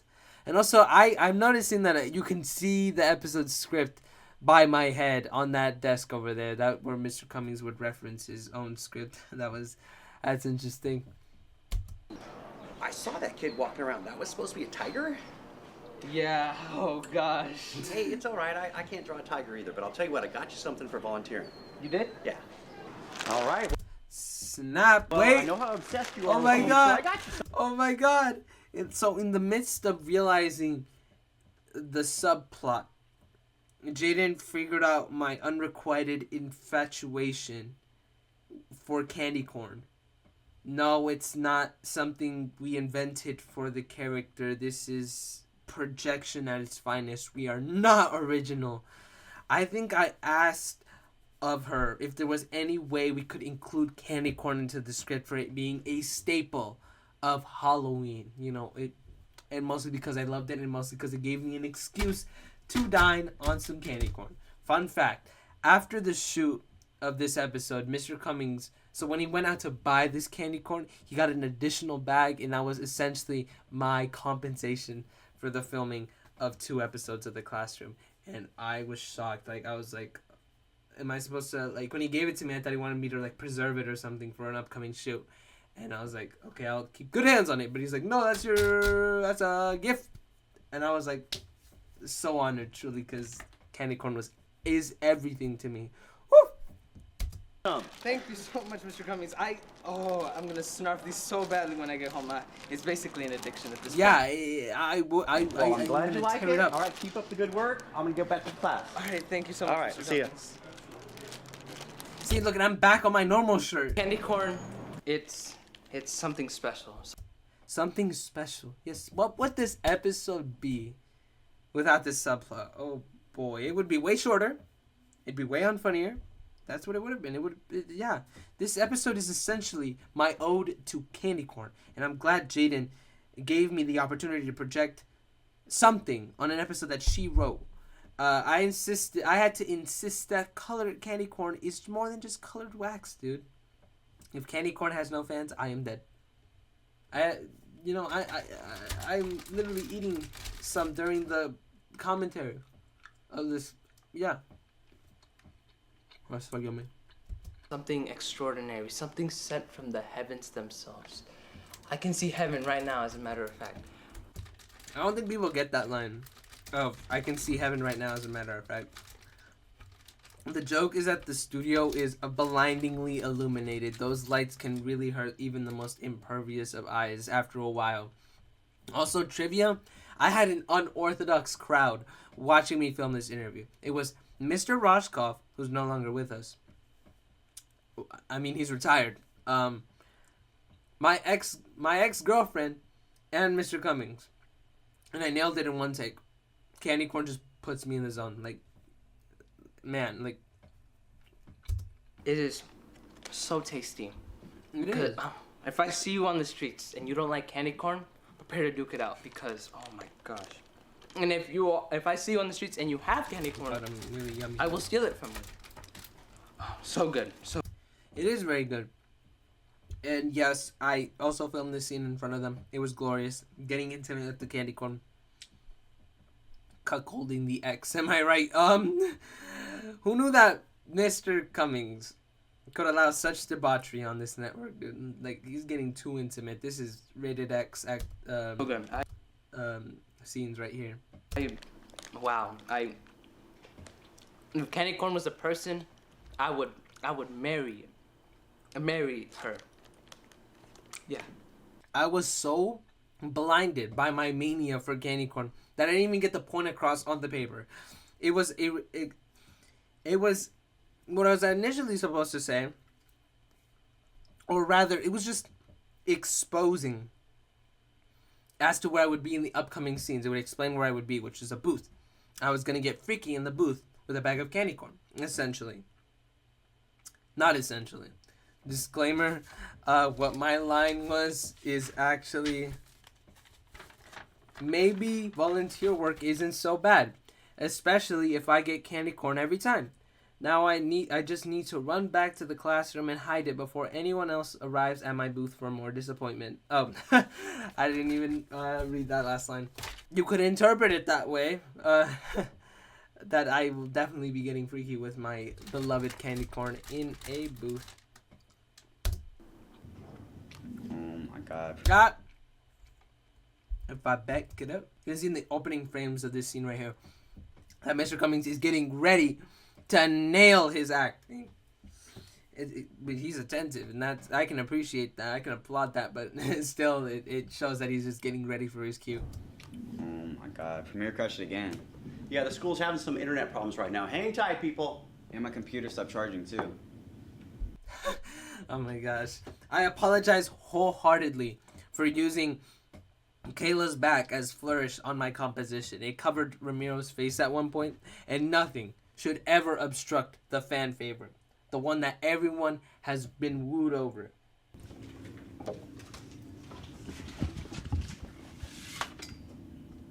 This shot actually took quite a while because of the pace of Ramiro's actions and the camera not aligning.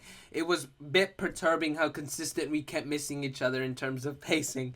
But the shot then obviously ended up very tubular at the end.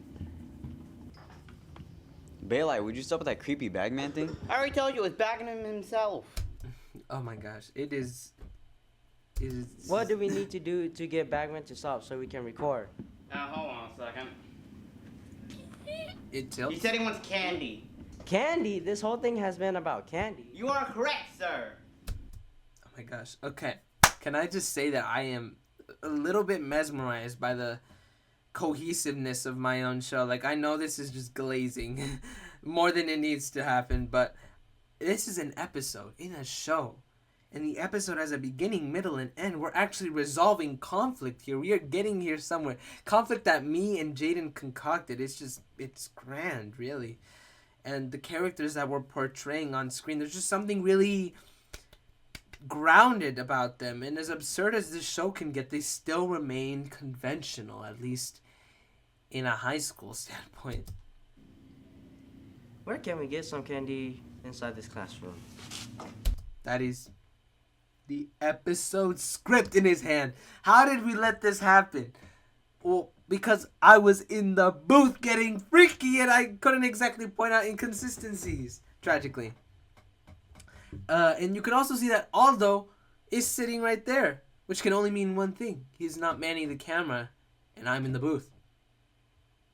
Yeah, so by some peculiar whim of chance, Mr. Cummings is the one operating the camera. It's grand, really.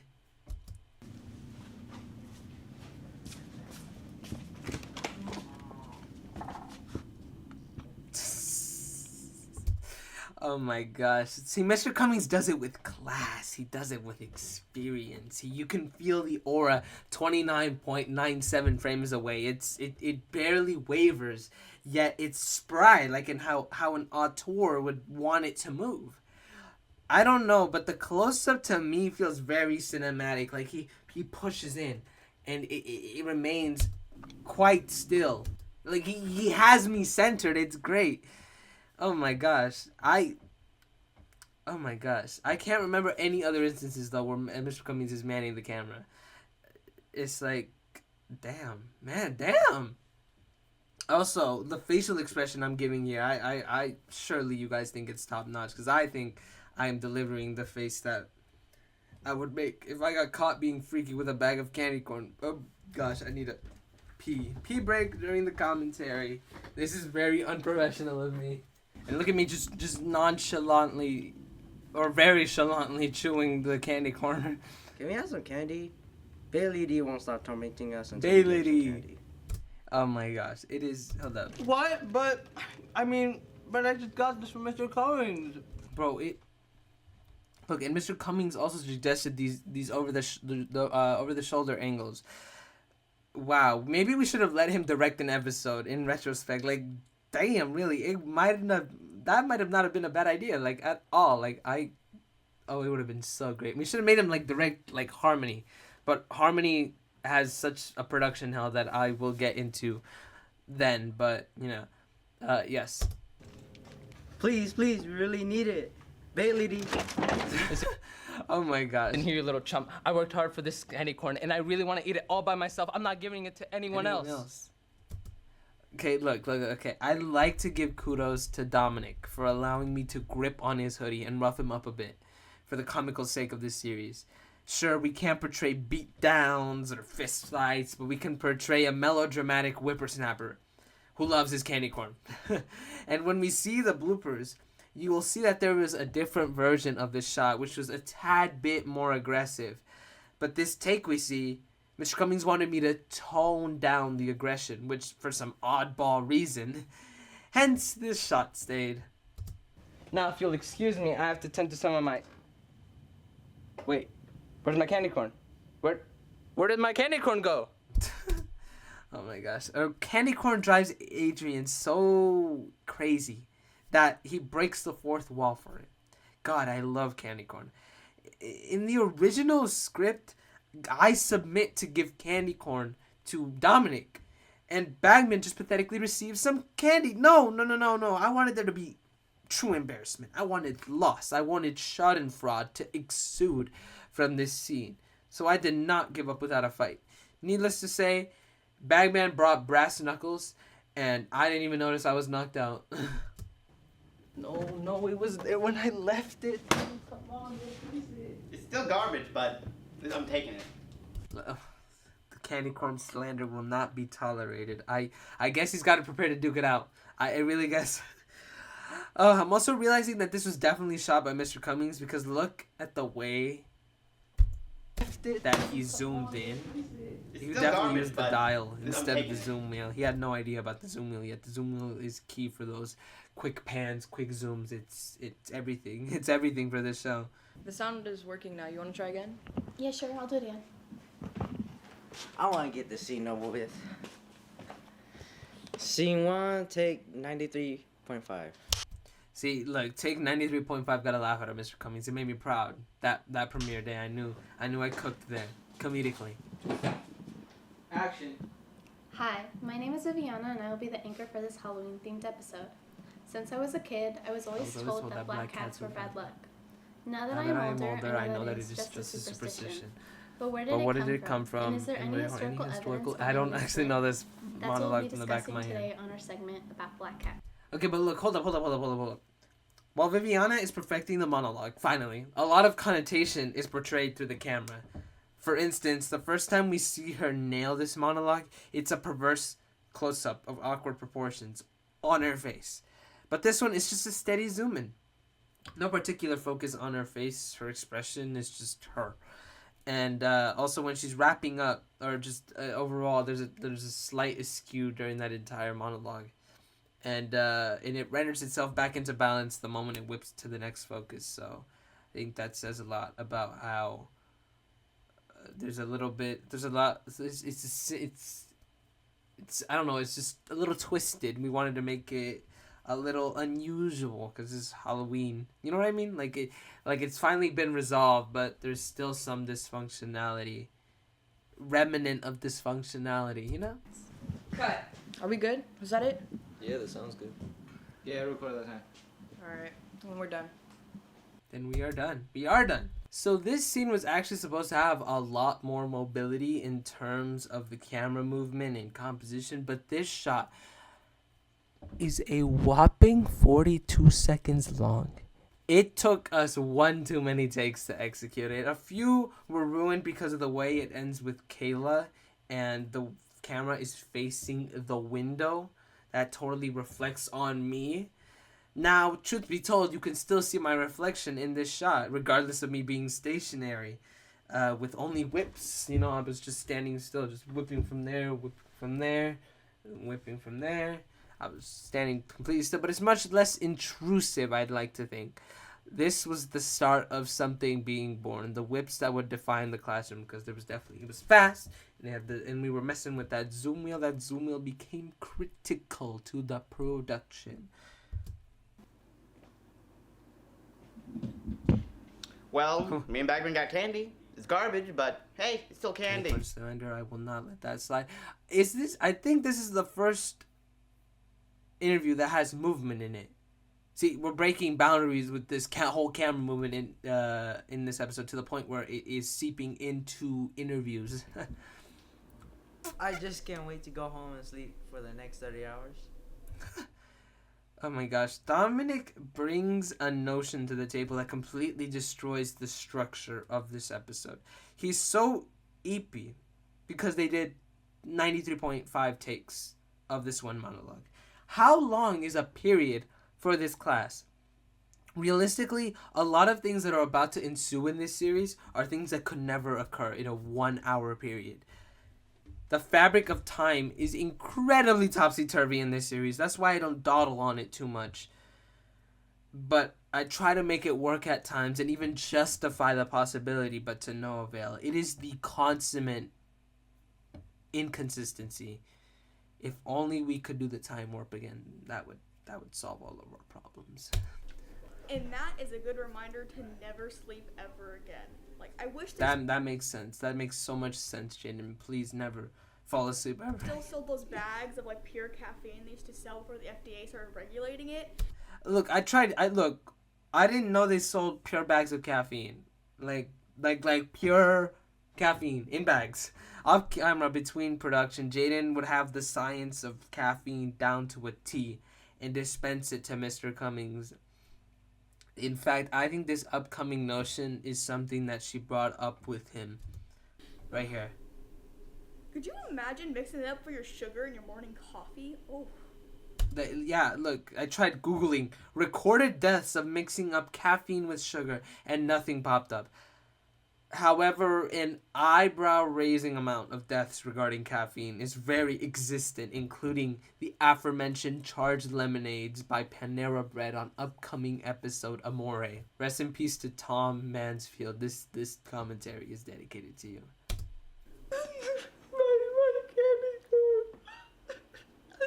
Bro, that is very realistic crying right there. That's just a blubbering mess. This is my masterclass right here, ladies and gentlemen. If I actually wanted to cry, I would have pulled up the last 30 minutes of Everything Everywhere All at Once beforehand and just marinate in the absurdly emotional scenes.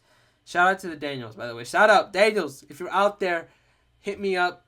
I want to be a part of your symphony. They are my two favorite directors.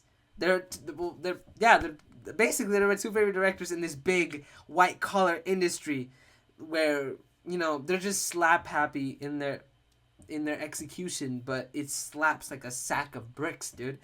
More kudos to them in commentaries later on, but yes, they have a lot to say because they have inspired so much in this series. Volunteer work. This is my face is the red. worst thing to do. Don't know why. Don't do volunteer work, kids. That is a great message to be sending out to all the students. Do something productive with your life, something that'll actually benefit you in the long run. Yes, community service does not benefit you in the long run. Go get a hobby. Hobbies are much get better. A job. That way you can make some cash to pay for candy corn. If only I had income to purchase bags of candy corn to my delight.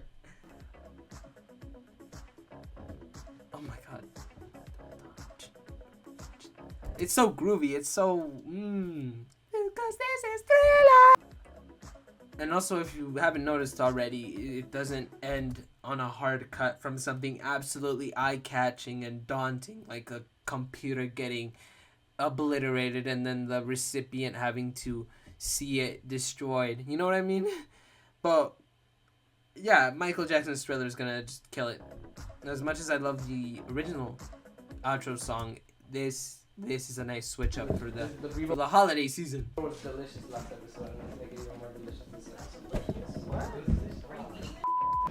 episode. Pretty much. Yeah, pretty much I was. Like, I'm consuming the B-roll because I gotta filter through them all. I gotta make sure which ones are worthy in the blooper reel, which ones to discard of. Yeah, the B-roll was delicious last episode. I needed all of them bloopers. That's how the blooper reel came into fruition, and it is a integral part of the series as a whole. So once again, for this episode, I cooked the majority of the students into the studio room for some interviews in this episode for the sake of bloopers. But needless to say, I didn't get as much as I did the first episode, as we'll see in the bloopers overall. Also, I like the juxtaposition from the first blooper from the first episode. Ramiro's all fired up and he's like, what's my line? And raring to go. But, you know, in this episode's first blooper, he looks hella soulless, like if we were filming a cash grab or something. Hey, my Look, early on that school year, I really had a problem with calling Zach Vincent and Vincent Zach. my excuse was that their names roll off the tongue like the very same, but they don't even have the same amount of syllables. So I think that's a bit preposterous. Also, why is there a speck of dust near my camera? Get out of here. Maybe, I don't know, maybe because they're my boom operators, but the enigma will never truly be solved. I don't really know why I call them that. My bad. Snap, that's at least he said my bad. I mean, already knew from the moment that he showed up on my eyesight, my peripheries, that he was gonna find a way to soil the take. So I stopped acting the moment that we see this blooper on screen. It was devastating, as you can clearly see.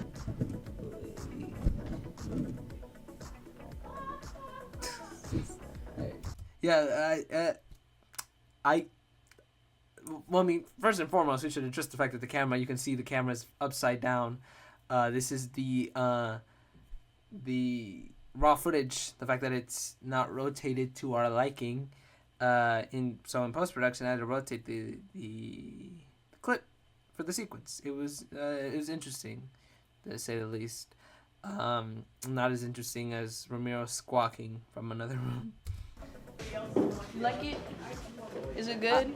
It is actually really good. I don't know how they drew her to a T. This is another nugget of marveling the fact that they were actually on the set, ready to contribute to their own adequacy, and that's an amazing, uncanny drawing of Ice Spice. Someone should get Ice Spice to see this. Oh, wait. She already has. We're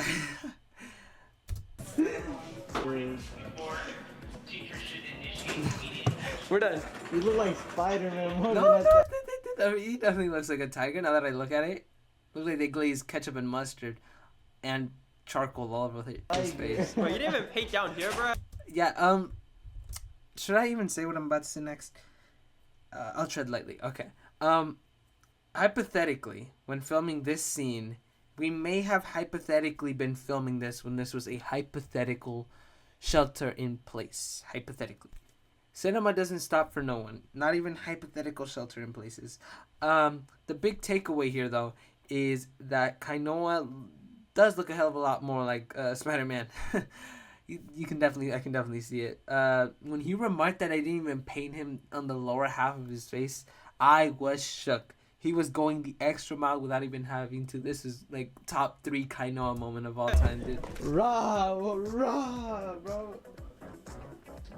God damn it, Adrian. Oh my god. Everyone loved to be cooped up in the control room between shots. Like, I had a barge in there and show them who's boss. Unfortunately, main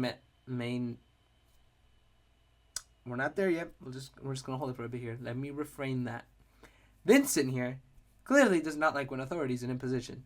He also said gosh. We're gonna pretend that he said gosh there, alright? He said gosh. He said nothing but gosh, and then damn it, alright? That is exactly what he has stated out of his mouth.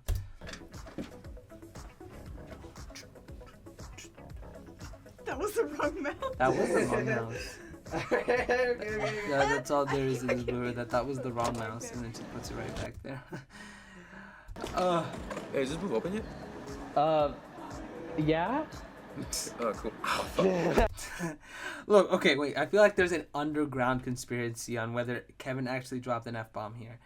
When I tell you that I listened to this clip about 50 times in post-production to deduce whether he did say it or not, to eventually censor it, I deduced that he did not say it. And he cut himself off like a respectable young lad, filming something family-friendly for the whole school to watch.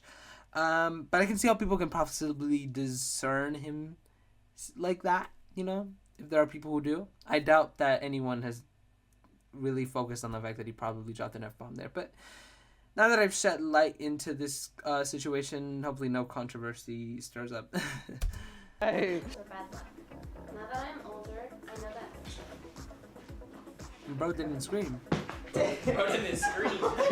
Bro did not scream. It's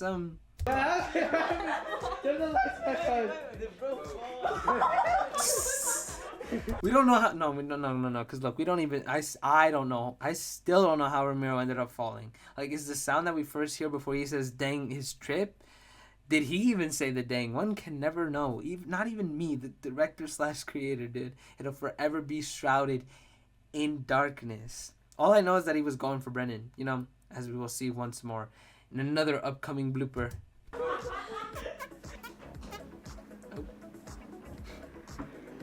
This is great. Alright, bro, what are you doing? I never thought that I would ever remove the outro song so it'd play uninterrupted during the blooper reel. But I do various times throughout the series for emphasis, because sometimes the blooper that requires that awkward silence for you to get a kick out of said blooper. Hence, this is why the blooper reel is twice as long, because not only do we have much more bloopers than last time, but there were some that required that awkward silence. Alright, I'm gonna make the room. I'm recording. Oh, look, this works like a charm. Alright. Oh. Oh my gosh. If you look. If you turn on closed captions for this episode, or any episode, as you should be doing, because I spent painstaking hours curating each and every single one to a frame perfect T. It explains why Ramiro makes that sound, or at least my interpretation of it, at least. Yeah, CCs are special, man. I love my subtitles. I love media with subtitles, so I had to embellish that into reality, because this is a show. This is like a semi-professional show. They should have a subtitle track. It should have these things that a normal show would. Bad luck. Now that I am older, I know that. What? Was that a power outage? What is that about? Yeah, we just burst out laughing, but freaking Vincent wasn't having that. It was too funny, bro. What can I say? Were you the one that reset the lights? Nah, I just realized you can see Bagman clear as day here, so we knew that this shot was. Nah, that was cooked. Bagman. Well, why don't you tell Bagman that we need to get this project done by the end of October? Oh my gosh, the look that Tony gives me, bro, is everything you need to know about Dominic and his cadence. And that says a lot, because Tony is the most chaotic slapdash mofo of the entire ensemble. So. I was always told that black cats are bad luck. Now that I'm older, I know that. I agree.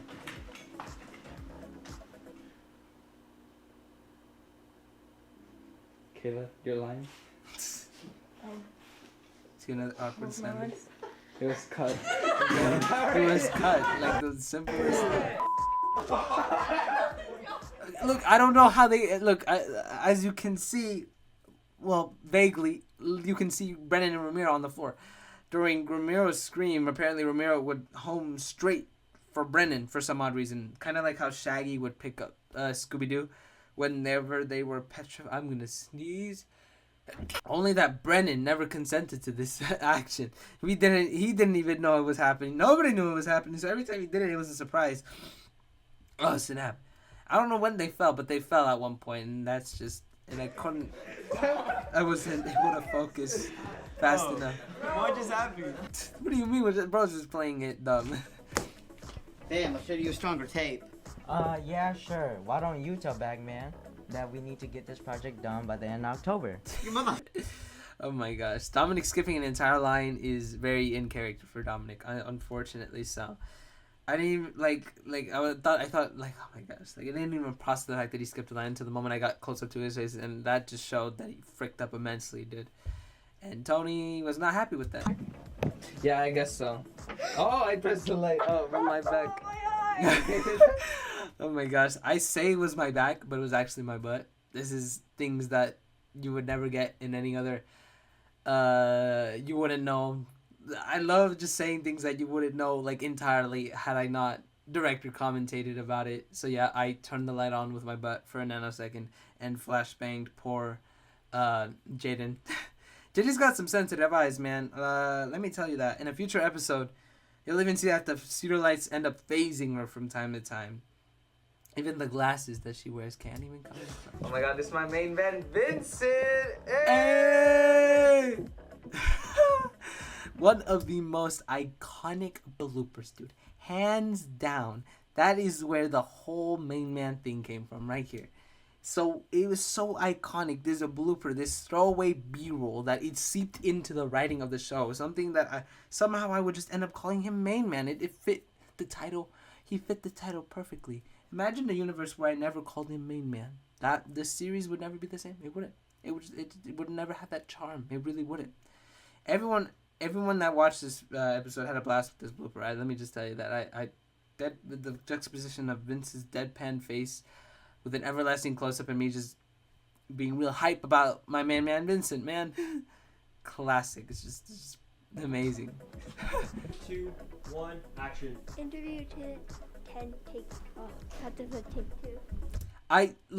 Let me, when I tell you that I completely forgot how Kainoa ended up being camera operator during a few of these interviews, but he did, and I wasn't even in that room.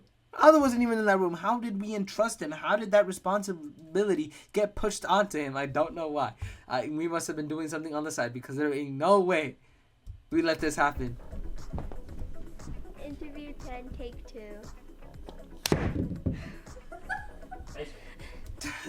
Bro, and when I tell you this is the loudest I will ever hear Kushia speak, I think Kainoa evoked something out of her eye. I don't know. Wink, wink, nudge, nudge. I am just glad that these two will never watch this documentary for me to make such accusation. Think that Kushia may have had the hots for Kainoa for even just a nanosecond. Video by Lil Nas X. It was all downhill from here. Hey, the one where he dresses up like a devil a little bit. This is how. Bro. Oh. I actually haven't seen that video, so I'm gonna watch it right now, and I'll get back to you on that parody.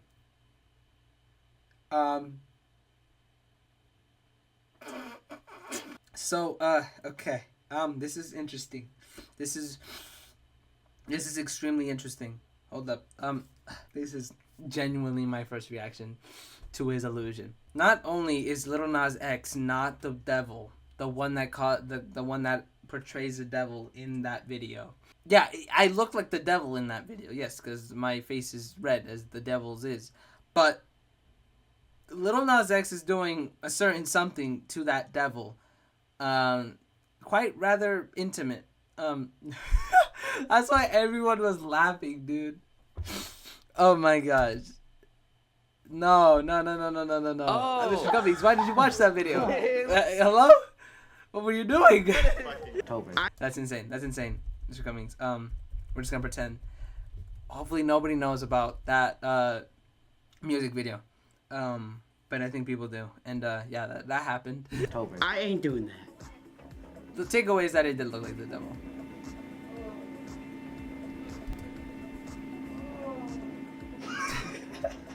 And that is exactly why I got shaky, dude. That is the very reason. Now, I really don't have a made-up explanation on why Romero was making those sounds, but all I can tell you is that it messed with me, and I broke character, and I broke camera, and I just ended up with a shaky shot at the very end.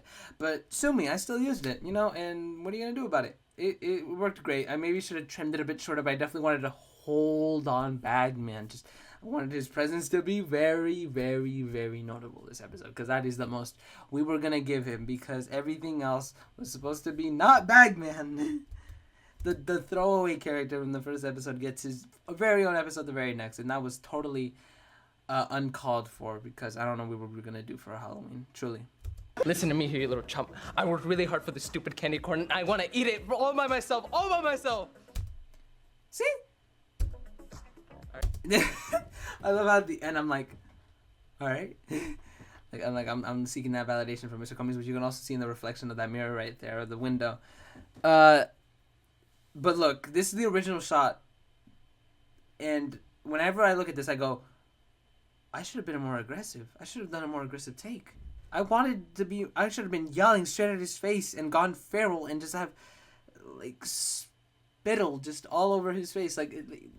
But no, that would be a little weird. But I wanted it to be really, really, really over the top. But alas, Mr. Cummings put a cork on it before I could even start to fizzle.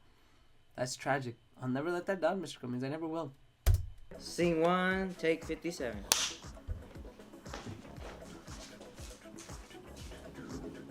As you can see, I had the choreography down for myself even, but There was a very slight miscommunication here, and we remained silent for like 15 seconds. It was very awkward. Yeah. So Aldo was supposed to be Viviana's cue. Although you've seen in the previous shots that Aldo says action when he's behind that black magic, and that was the first take where he was actually starting to say action. I was supposed to warn him about him saying action, and I thought I did tell him, but I never did. So we were stuck in silent suspension. It was awkward, but it was comical. I'd like to think it was comical. I like to think a lot of the things in my show are comical, but if they don't land, then they don't land. I'm just content that we made some sort of comedy. It'll definitely land with someone. Well, that was Bagman, you guys. The Halloween special, the unofficial Halloween special of the classroom. Wow. Yeah. This episode slightly holds up from a year ago. It is. I think it's better than the pilot, obviously, because it's bigger. It's more extravagant. There's a subplot. There's two plots weaving against one another, and they finally coalesce at the end. And that alone should obviously just give it more everything. But, you know, Seth Oriabong, the number one pilot defender, the number one pilot fanatic, really is steadfast on thinking that that's still better than any other episode. But we'll get into that. But I think that, and some people, there was a debate at some point whether the pilot or Bagman was better, and some people in my cast picked pilot and some picked Bagman, because Bagman definitely did have its cons with it being a bigger production, and as we were leaping for something much greater, there was definitely some hurdles that we tripped over. But you know, learning curve guys, because in Anarchy, that is where we fix all those issues, and the Anarchy, the next episode, is basically a culmination of getting that extravagant production while also fixing those mistakes that we made in Bagman. And I cannot really wait. I think that commentary is going to be like 4 hours, dude, because not only is it slightly longer, but there's just so much jam-packed into that episode, and it's the first episode that I wrote, so I was trying to bring that absurd down. I was trying to bring it to town. Like, that was it. But Bagman, yeah, Bagman's great. I love that I got to eat so much candy corn during the production. I love that. I love some of the gags. I love some of the needle drops. I love the intro. Very solid aspects in this episode. And yeah, happy Halloween, you guys. I hope you're trick-or-treating. Hope you're doing very spooky things. Thank you for not watching this commentary on Halloween. That would be a way to spend your Halloween. You guys should just be focusing on getting your cavities absolutely deteriorated. Yeah.